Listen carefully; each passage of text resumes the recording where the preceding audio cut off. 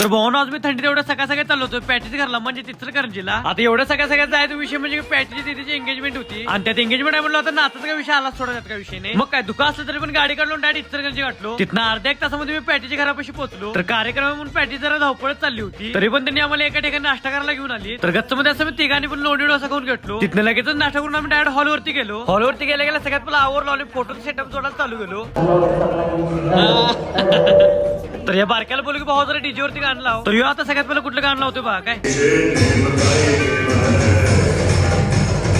आणि मग जसं गाणं होतं तसं वाघाची एंट्री झाली आणि त्यात वाघानं डोळ्यात लेन्सा घातला होता. तिथनं लगेच 10-15 मिनिटात एंगेजमेंटला सुरुवात झाली आणि डायरेक्ट पॅटीने शूटला सुरुवात पण केली. तर याशी एंगेजमेंट म्हणून म्हणले की आमचं कधी होणार. तर मोठं स्वप्न म्हणून तिथनं असं बारीकमध्ये सटकायचा कार्यक्रम केला आणि रिंग एक्शन झाल्यावर तिथं आम्ही केक आणायला बाहेर गेलो. तिथनं एंगेजमेंटचा केक कट केला डायरेक्ट नाचायला सुरुवात केलो.